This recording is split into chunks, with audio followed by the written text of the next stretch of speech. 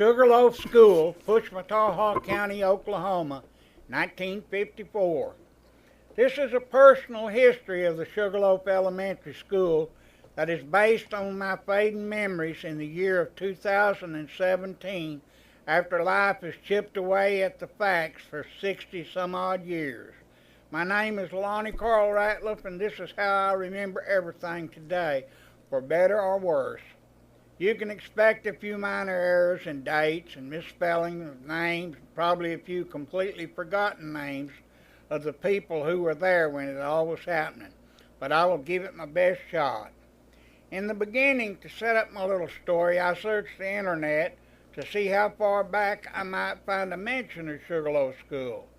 The first thing I was able to find was a court document from 1916 where the Sugarloaf School principal at the time was charged with manslaughter when he struck a parent over the head with a stick of wood and killed him when he came to the school drunk, complaining about his child getting a whipping at school. The principal was sentenced to 4 years in prison. I didn't recognize any of the names in the court document, as it was 100 years ago, so it was not any of my kinfolks or yours, so I guess we're okay. The log bridge. I remember that right before school started, and knowing I would have to walk to school, my dad built a bridge across the little creek below the Martin's house so I could cross the creek without getting my feet wet. This dirt road was known as Sugarloaf Road East at the time, but all the roads in Pushmataha County are now identified with numbers instead of names. Thanks to Dwight Satterfield and Eddie Napier for the update on the road names. My dad, L.C. Ratliff, cut down a tree on the edge of the creek bank and fell it across the creek.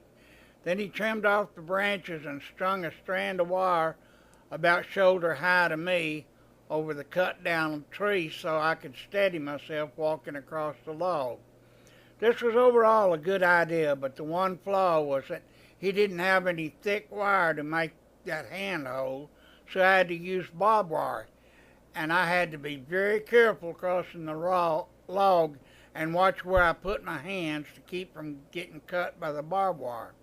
It was a real tricky crossing in the winter when there was ice on the log, and I had my sack lunch and school books to carry.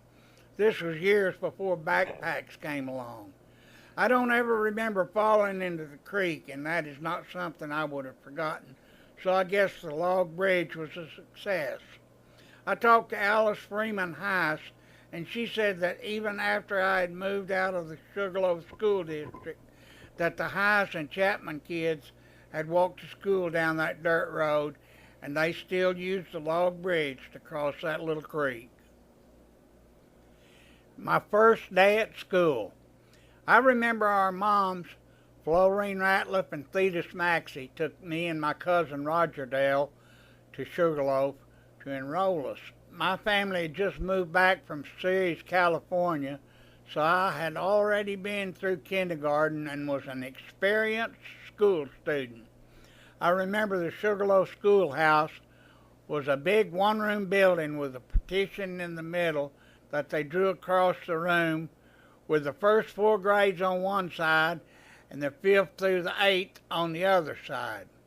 I remember there was a cakewalk circle painted on the floor of the schoolroom in the south part of the building, and in the north end of the building there was a stage where I would one day debut my singing talent singing, "I'm little Tommy Tucker, I sing for my supper." Years later, after the Sugarloaf School was annexed into Antlers, the local people used the schoolhouse for a community center and meeting place. They always left the electricity on. And I remember James Hammonds, he was Joe Hammonds back then, used the schoolhouse for a place for his rock band to practice. It's hard to believe there were no grown-up chaperones at the schoolhouse, and that when the band was finished, they cleaned up everything and shut the door. Doors were never locked. Couldn't do that today or the place would have been burned down or destroyed. Walking to school. When I started to school, we were living on the Melton place where my dad was sharecropping peanuts. This was about 3 miles from the Sugarloaf school, and I had to walk it every day. Unlike the old joke, it was not 3 miles uphill both ways, but it was an adventure when you're walking by yourself. I have already mentioned the log bridge, which was a little scary, but what I was really scared of was walking past Mr. and Mrs. Martin's house, because all of their dogs would come charging out, barking like they were going to tear me to pieces. Sometimes my dog would go to school with me, but he was not a dependable lifeguard and would be off chasing rabbits when it came time to walk past the Martin's dogs. Walking home after school was a lot more fun, because for about the first 3/4 of a mile, I had the company of Lynn and Carl David Latham. They were much older than me, and having older friends carries a lot of prestige for a first grader. Sack lunches. There was no lunch program at Sugarloaf when I started school, although later on they would have one. My Aunt Thetis Maxey would be a cook, and also Violet Chapman. But back in 1954, everyone brought a sack lunch from home. Since everyone in the community was as poor as old Job's turkey, these sack lunches were nothing special. One thing I remember was no one hardly ever had store-bought bread. No Wonder Bread for the Sugarloaf kids. Everyone's sandwich was whatever you could stick in between a homemade biscuit, usually an egg, bacon, or sausage, or a couple of pieces of fried chicken, squirrel, or rabbit, and things like wild plums, apples, peaches, or pears. I remember my mom, for dessert, would sometimes make me fried pies, mostly apple, or my favorite, chocolate, sometimes a couple of boiled eggs. I remember the barter system was quite popular, so we would always trade items at noon. This first section of short stories is from 1954, when I was in the first grade at Sugarloaf. Miss Baldwin was my teacher.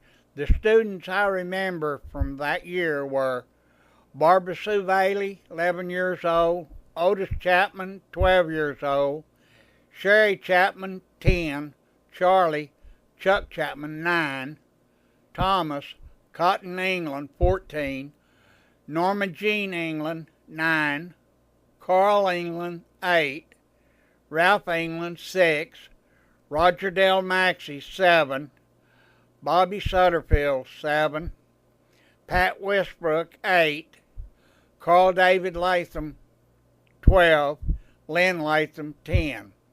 Keep in mind that I was only 6 years old when these stories were happening, so I may not have remembered you even if you were going to Sugarloaf in 1954.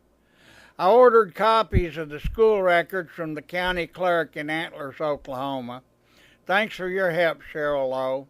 Cheryl is Ralph Spears' little sister for us old farts. There was a lot of names of students I recognized, but I just didn't remember going to school with them when I was in the first grade.